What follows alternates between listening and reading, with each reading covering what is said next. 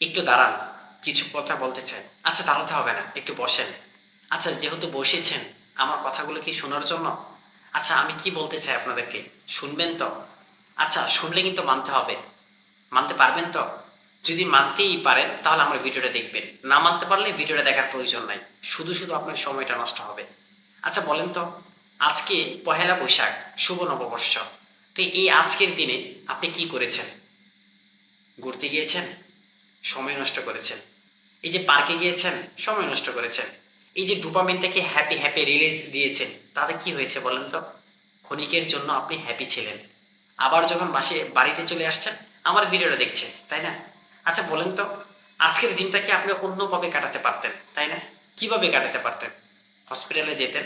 আজকে যে টাকাটা খরচ করেছেন বিভিন্ন মেলায় বা বিভিন্ন অনুষ্ঠানে বা বিভিন্ন জিনিস কেনার মাধ্যমে, এই টাকাটা হসপিটাল কোনো মনুষ্য রুগীকে আপনি হেল্প করতে পারতেন। আপনার আজকের বিলাসিতা আগামীকালকে দুঃখ বয়ে নিয়ে আসবে, বিশ্বাস করেন। না, আমি আপনাকে বলবো কেন, আমি আমার নিজেকে বলি। আচ্ছা ভাই, এত কষ্ট করে বসেছেন যেহেতু, দু একটা কথা না বললে কি চলে? আচ্ছা, কথাগুলো বলবো আমি, যদি আপনি মানেন। একটু পরে আমার এই ভিডিওটা দেখার পরে আপনি অন্য আরেকটা ভিডিওতে মনোযোগ দিয়ে চলে আসবেন। এই যে দেখেন, আমরা প্রত্যেক দিন রিলস ভিডিওগুলো দেখি, শত শত। এগুলো কি আমাদের মেন্টালিটি মনে থাকে? একটা বার নিজেকে প্রশ্ন করেন। একটা কথা তো আমি প্রায় ম্যাক্সিমাম বলে থাকি, if you control your mind you can change your life. আপনি যদি আপনার নিজেকে পরিবর্তন করতে চান, তাহলে আপনাকে সর্বপ্রথম আপনার মাইন্ডটাকে পরিবর্তন করতে হবে। আপনি কি করছেন? একটা বার নিজেকে প্রশ্ন করেন। যাই হোক, অনেক বক বক শুনেছেন। আমি আপনাদেরকে কোনো উপদেশ দিচ্ছি না, বরঞ্চ আমি আপনাদের কাছ থেকে উপদেশ নেওয়ার জন্য সবসময় প্রস্তুত থাকি। মাঝে মধ্যে কথা বলতেও নার্ভাস ফিল হই, কিন্তু তারপরও নিজেকে যথেষ্ট পরিমাণ কথা বলার জন্য, এক্সপিরিয়েন্স হওয়ার জন্য বক বক করতে হয় আমাকে। এটা হচ্ছে নিউমার রুলস। আপনি এখান থেকে শিখতে পারেন, জানতে পারেন, এটা আপনার নিজের ব্যক্তিগত ব্যাপার। কিন্তু আমি যে বক বকা করেছি সেটা আমার নিজের উপকার হবে, বাস এতটুকুই। আচ্ছা, এত কষ্ট করে বসে আছেন, আমার কথাগুলো শুনছেন, বক বক বিরক্ত লাগছে না? আচ্ছা, বিরক্ত লাগলে চলে যান, অন্য ভিডিও দেখেন। আচ্ছা, অন্য ভিডিও দেখার আগে একটা কথা বলি আমি আপনাকে, শুনবেন? আচ্ছা, শুনতে হবে না, মানতে হবে কিন্তু। মানতে পারবেন? সেটা হচ্ছে, দেখেন, আমরা সফলতার জন্য সকাল থেকে সন্ধ্যা পর্যন্ত খালি ছোটাছুটি করি। সফলতার জন্য ছোটাছুটি করি, শান্তির জন্য আমরা বিভিন্ন জঙ্গলে যাই, বিভিন্ন পাহাড়ে উঠি, একটু শান্তির জন্য। আচ্ছা, শান্তি তো আপনার বাসার কিন্তু, আপনার বাসার পাশেই পাশেই কিন্তু শান্তি লুকিয়ে আছে, কোথায় জানেন? দেখেন, মুয়াজ্জিনে দিনে 5 বার হাইয়া আলাল ফালা, সফলতার পথে এসো। আমরা কয়জন ব্যক্তি এই মুয়াজ্জিনে ডাকে সাড়া দিই? একদমই না। ফজরের সময় যায় মসজিদে দেখি 1 কাতার হয় না, জোহরের সময় মসজিদে দেখি 5 কাতার হয় না। এই যে আমাদের অলসতা, সময় যাচ্ছে, আমাদের অলসতার কারণে আমরা সব থেকে বেশি ক্ষতিগ্রস্ত হচ্ছি। যাই হোক, আপনি কথাগুলো শুনেছেন তো? আচ্ছা, শুনছেন, মানার চেষ্টা করেন। মানার চেষ্টা করেন।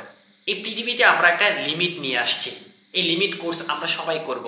আমার দাদা যেভাবে করেছিল, আমার বাবাও সেম সেভাবে করবে। আর আমার বাবা যেভাবে করবে, সেম আমিও সেভাবেই করব। জীবনটা খুবই অদ্ভুত। এই জীবনে, এই জীবনটা কিন্তু একটা জীবনই। আপনি ভুল করলে একই জীবনে করতে হবে, আবার যদি এই ভুল থেকে শুধরান, একই জীবনে করতে হবে। কিন্তু নিজে ভুল করে শুধরানোর আগে আপনি অন্যের ভুল থেকে কিছু শিক্ষা নিয়ে অর্জন করেন, তাহলেই তো হয়ে যায়। আচ্ছা, আমি এগুলো আপনাকে বলছি কেন? আচ্ছা, এগুলো আমি আমার নিজেকে বলছি তো, তার জন্য ক্যামেরার সামনে কথাগুলো তুলে ধরলাম। না, ভিডিওটা অনেক লম্বা হয়ে যাচ্ছে, তাই না? আচ্ছা, এতক্ষণ বসে বসে আপনি আমার ভিডিওটা দেখলেন। আচ্ছা, যেহেতু দেখছেন, ভিডিওতে কথাগুলো কি বললাম সেগুলো একটু মানার চেষ্টা করেন, তাহলেই হবে। Happy life. এক জীবনে হাসেন, এক জীবনে কাঁদেন। আপনাকে হাসতে হবে, আপনাকে কাঁদতে হবে। আপনি দেখতে কেমন সেটা ডাজেন্ট ম্যাটার, কোনো বিষয়ই না। কিন্তু আপনি কর্ম কি, আপনার মানি কত, আপনার মানি ব্যালেন্স কত, সেটা হচ্ছে সব থেকে মেন ইফেক্ট। আমরা পড়াশোনা করি কিসের জন্য? হুম, জ্ঞান অর্জন করার জন্য? এটা একটা ভুল। আমরা পড়াশোনা করি চাকরির জন্য। আচ্ছা, চাকরি কেন? চাকরি কেন করি আমরা জানেন? সেটা হচ্ছে টাকার জন্য। আচ্ছা, টাকার জন্য যদি এত কিছু করতে হয়, ওই যে একটা গল্প মনে পড়ে গেল আমার, যে এক চরে আপনার কৃষক বসবাস করত। তো শহর থেকে একজন ধনী ব্যক্তি যায় ওই কৃষককে কি অফার দিল, যারা কৃষক তারা নদীতে মাছ ধরে। তো ওই বড় লোকে কৃষককে অফার দিল যে আপনি যেহেতু মাছ ধরেন, আপনি তো আরো বড় মানে প্রত্যেক দিন মাছ ধরতে পারেন, জাহাজ কিনতে পারেন, মানে অনেক বড় লোক হতে পারেন।